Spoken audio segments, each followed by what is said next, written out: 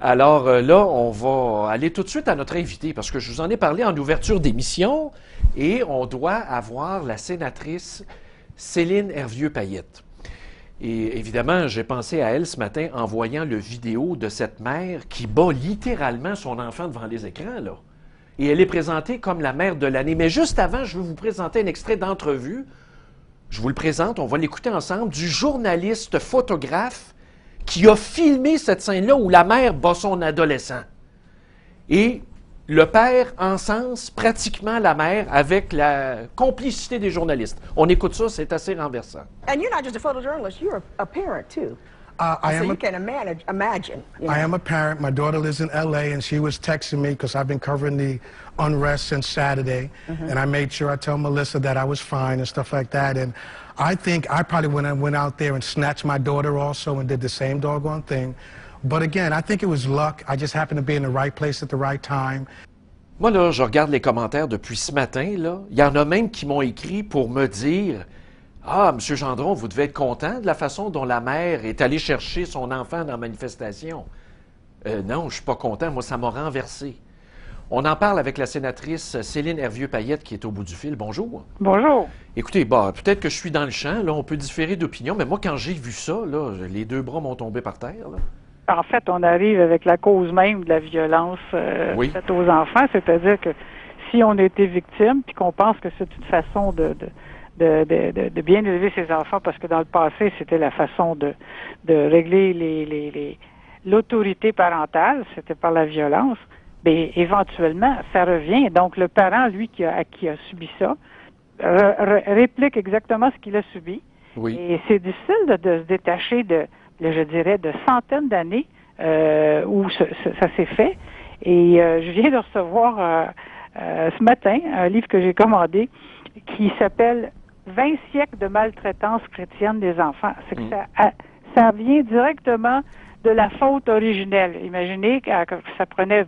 Et ça a pris 500 ans avant de se rendre compte que effectivement un enfant, ça venait pas au monde étant déjà un être malfaisant. Oui. Alors, c'est toute une philosophie qui est derrière ça. Faut pas mettre ça juste sur le compte là, de mauvaises habitudes, etc. Tant qu'on va battre les enfants, ben, probablement qu'il y aura des guerres, qu'il y aura du monde, qu'il y aura des femmes battues, qu'il y aura des enfants battus, mais c'est qu'on perpétue la violence comme étant un moyen de solutionner, et on le voit, là, je veux dire, la violence faite au noir, ben, ils répondent par la violence. Oui. Et le jeune homme en question qui reçoit des claques par la tête de sa mère, ben, pense bien faire, pense pas mal faire, parce qu'on a montré à ces gens-là que c'était la façon d'éduquer des enfants. Mais Madame la sénatrice, moi, c'est tout vrai, là, ce que j'embrasse ça, c'est vrai, vous avez raison. Mais comment est-ce que les commentateurs, les leaders d'opinion, les gens sur les réseaux sociaux, vous allez me dire, il y a du n'importe quoi, c'est vrai, mais là, on est rendu qu'on encense cette femme-là comme un exemple. Voici la façon dont on devrait même régler ça à Montréal. Si tu vois ton enfant, pogne-le par le chignon du cou, puis garoche-le à terre.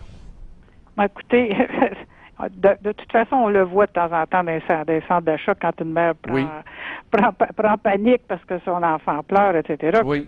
Elle règle le problème d'un enfant malheureux en lui donnant une coupe de claques additionnelle. Je dois dire qu'en termes de méthode d'éducation, puis surtout de résoudre le problème, évidemment, ça ajoute encore à la crise. Oui. Et comment est-ce qu'on va se débarrasser de ça? Ben, c'est de comprendre tout le mécanisme qui est derrière ça, de faire appel à toutes les connaissances qu'on a aujourd'hui, à savoir qu'un enfant qui est battu d'abord est un enfant qui est en danger d'avoir des problèmes de comportement plus tard. C'est clair. Puis si à la maison on règle les problèmes en frappant les enfants, ben les enfants quand ils vont à l'école, puis ils sont plus grands, plus forts que les autres, ils règlent les problèmes en battant les autres enfants. Le même pattern. À se dire, c'est-tu effrayant, le bullying? Oui. Le bullying, ça existe parce que les enfants ont subi ce genre de traitement-là. Si on arrête de se frapper à gauche et à droite pour régler un problème de différence d'opinion ou d'un enfant qui souvent a fait quelque chose non volontairement, là, c'est un enfant qui échappe un verre de lait à terre, il le fait pas pour le plaisir de le faire les trois quarts du temps. Ça se peut que quand il est plus petit, il le fait parce qu'il trouve ça amusant, mais on peut pas lui donner la caractéristique que c'est malfaisant et qu'on va corriger la malfaisance en le frappant. C'est complètement contraire à tout ce qui est tout ce que les psychologues peuvent nous dire. Oui, mais votre projet de loi, justement, parce qu'actuellement, l'état du droit est assez curieux. La Cour suprême confirme la constitutionnalité d'un article du Code criminel qui permet aux parents d'employer des moyens de correction physique, et c'est ce que vous voulez retirer du Code. C'est-à-dire que la Cour suprême a eu le courage d'aller juste la moitié du chemin. C'est-à-dire qu'ils l'ont interdit 0 à 2 ans à cause, effectivement, de la formation du cerveau qui n'est pas terminée. Mais aujourd'hui, si vous parlez à des médecins, ils vont vous dire que le cerveau d'un adolescent, ça se finit vers les 21 ans. C'est vrai. Alors, il faut quand même savoir qu'à ce moment-là, puis on parle tout le temps des blessures au cerveau des athlètes, etc., puis de tous les maux que ces gens-là peuvent avoir. Oui. Puis ça affecte directement le comportement. Donc, revenons en arrière, là. Après ça, ils ont dit, on va arrêter à 12 ans, parce qu'il y avait certains cas, une jurisprudence, où le père ou le mononcle avait corrigé des jeunes filles en leur baissant les culottes en disant ça y a une connotation sexuelle. Donc, on va l'interdire. Donc, on a le droit de frapper les enfants à des fins éducatives de 2 ans à 12 ans.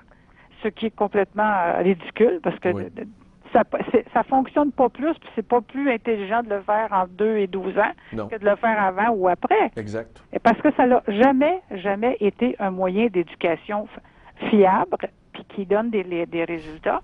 Ça conduit, quand on se comporte violemment, on enseigne la violence comme mode de résolution de conflit.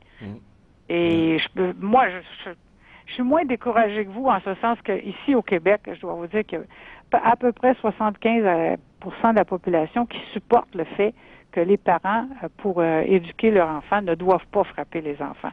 Alors, moi, je suis très fière, mais c'est quand même la majorité aussi des Canadiens. C'est au-delà de 60% dans d'autres provinces. Alors, c'est la majorité des Canadiens qui ne croient pas à la punition corporelle. Exact. La punition corporelle, souvent, j'ai envie de dire aux gens, allez voir aussi dans le reste du Code criminel, là, il y a un article qui dit que si vous frappez vos animaux de compagnie, votre petit chat et votre petit chien, ben, vous pouvez être possible d'être emprisonné jusqu'à 5 ans. Mais pas pour tes enfants. Mais là, tu as le droit de frapper tes enfants. C'est d'un ridicule consommé. Ça n'a aucun sens. Bien, Madame la sénatrice, merci. C'est tout le temps qu'on avait. Et là, la prochaine étape de votre projet de loi, bon, il y a des élections qui s'en viennent. Qu'est-ce qui va arriver? Ben, à la fin du mois, on devrait avoir l'étude en comité puis de revenir au Sénat. Oui. Alors, tout ce que j'espère, c'est qu'on va au moins...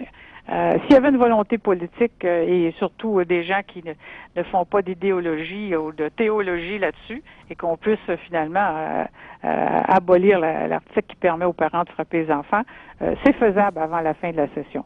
Je ne dis pas que c'est pas un défi, mais c'est faisable. On va suivre ça avec beaucoup d'intérêt. Merci d'avoir été avec nous. Merci, M. Gendron. Au revoir.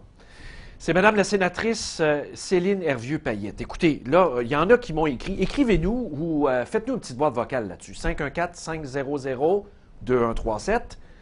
Êtes-vous d'accord avec ce que vous avez vu à l'écran, cette mère qui aperçoit son ado en train de manifester contre des policiers à Baltimore, lance des roches? Regardez ce qu'elle lui fait. Au-delà du fait que ce soit en public, devant tout le monde, séance d'humiliation, elle le frappe en pleine face. Moi, ce qui m'interpelle là-dedans, comment ça se fait qu'on n'a pas procédé à l'arrestation de cette mère-là? Vous allez me dire, oui, le contexte. Si j'avais été là et je voyais ma fille, mon garçon ou mon autre fille en train de manifester en lançant des roches, j'irais pas le battre. Ça fait même pas partie des éventails de solutions dans le choix de l'éducation. Ça ne fait pas partie, là. C'est ni A, B, C, D, E, F, G, c'est aucune de ces réponses. Mais je me serais présenté, par exemple, j'aurais dit, ça va bien, OK, comme ça, tu as décidé de faire des méfaits ce matin. Alors moi, ton parent, je vais aller au poste de police. Quand ça va s'être calmé, là, puis je vais te faire traduire en justice. Je vais faire lever des accusations contre toi. Moi, je vais me servir du système pour te ramener à l'ordre, contrairement à toi qui veux le démolir, le système, et qui prêche l'anarchie. Puis après, quand tu auras passé devant la juge, toi puis moi, on va se parler, OK? Parce que c'est pas de même que je t'ai élevé. Moi, j'aurais réglé ça de même. Des coups comme ça, c'est inacceptable. C'est arriéré. Appelez-nous, 514-500-2137. Êtes-vous en faveur de la mère? Est-ce qu'elle devrait être nommée la mère de l'année? ou la marâtre de l'année.